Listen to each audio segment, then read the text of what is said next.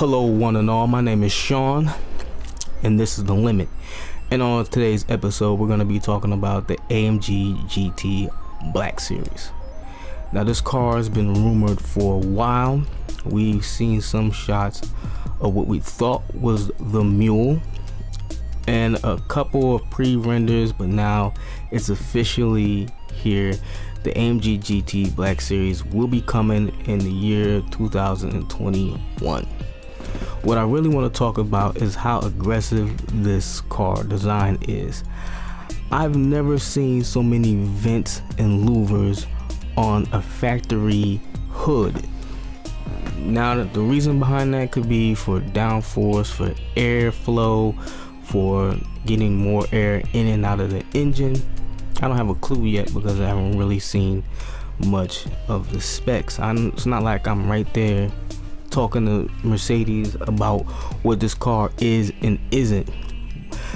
And the front or the side vents are actually pretty cool, if I don't say so myself. I wasn't really expecting that for this car, but I guess to get more cooling into the brakes, that design was needed, and I ain't even mad.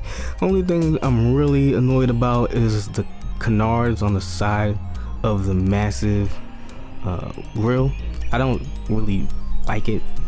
They just look out of place, but it's more airflow to go around the car to keep it planted, to keep the drag coefficients down and all that stuff. So I understand it.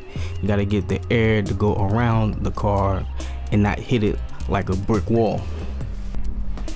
And I really want to talk about that front grille. I thought that seeing the renders that the grille would be an exaggeration, but no, this grille is massive. I'm talking about one of the biggest grills on the planet, and it's not obnoxious like the grills that are thrown on these BMWs, but I don't know how it functions.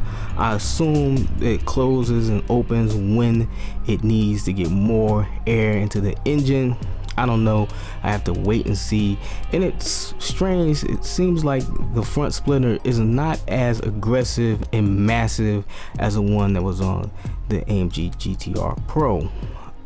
Maybe that's optional, but as you can see from this picture, there's not any struts on the front of it to keep it attached to the car, which means maybe that it's not like the one that's on the previous model, or that they've gone a different direction because people are afraid to scrape their carbon fiber splitters, and destroying them and having to get them replaced would be a pain. So maybe they went a different direction, or it's optional and they just don't have it on in this picture. Now I want to talk about some of the power figures. This car is getting a significant power bump compared to the GTR Pro. We're talking about 720 horsepower and 590 pound-feet of torque, and this car has a top speed of 202 miles per hour, and I'm going to give you a reason to why I think that is. Now I will say that this car only has about 3 or 4 more horsepower than the less powerful GTR and GTR Pro, and most people would chalk that up to the massive wing, but I don't really think that's why. Now a few months ago, maybe even a year or so ago, I did a video about the AMG Project 1, and a few weeks ago I did a video about tier listing, about how fast these cars actually were. And I said that the AMG Project 1 top speed was 217 miles per hour, I believe.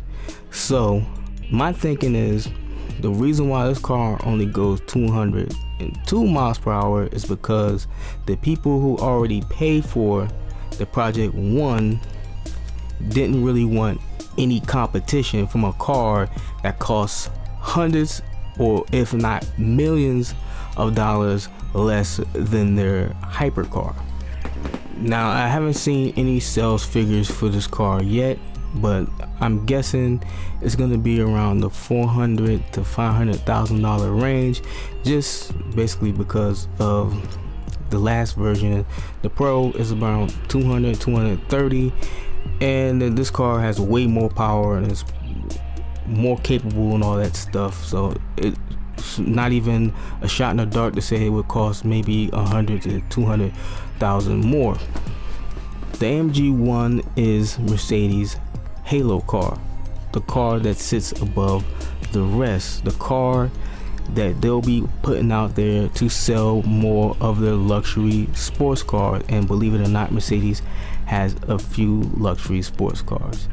Even the AMG GT R is a halo car of sorts, because if you can't get in it and you want something similar, the base model is right there at around 80 to 90,000.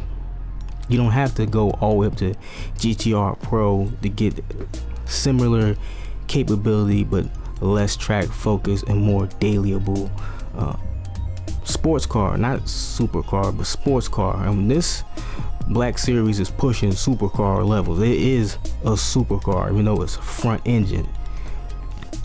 It is a supercar, but it cannot have a speed that's even remotely close to the yet released hypercar. And I know you're probably thinking, with a tune, this car could be faster than the AMG 1. Now let me be one of the first to say that I think the AMG GT Black Series will set some type of Nürburgring track record, because this car is insane. I don't even know who the current track holder is for production cars, but I think that this one will set a new kind of record. I don't want to go all out and say they're gonna set the record.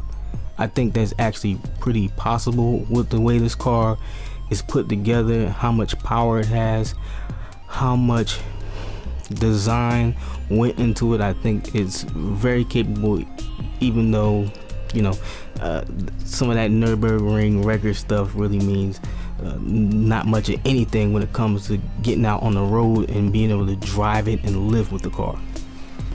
And I did try to get a plug from Mercedes a while back to see if I can get any information on this car, or see when it was unveiled. Of course, that didn't happen.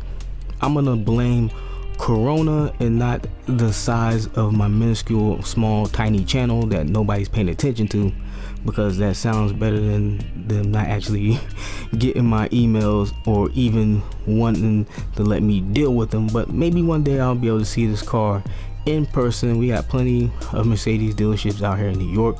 I can always stop by and look to see what they have. But overall, I'm actually pretty excited for this car to come. I'm pretty excited since the AMG GT was first unveiled so many years ago, and I got the inside plug on that at a New York Auto Show when the SLS was on its way out the door, and they let me know they had something cooking in the oven. And of course, I do love me an AMG GT. Is one of my favorite cars. I'm just talking about the base model, and these upper flight versions of the car are so much more capable and a lot better, and of course more expensive. But that base model is coming down to a price where I can see myself getting into one. So yeah, tell me what you think about the new AMG GT Black Series. Does the design strike you as strange? Is it got too much aggression going on, too many louvers, too many vents, too large of a wing? Let me know. And if you love it, let me know that too. And if you want to see more videos like this, subscribe to the channel. Likes are appreciated as always. So with that said, I like to end the video. So if you like the video, like the video. If you dislike the video, dislike the video. If you want to see what I got planned next, come see what I got planned next. I got a lot in store for this channel. Really want you guys to be there with me. With that said, I'll catch you later.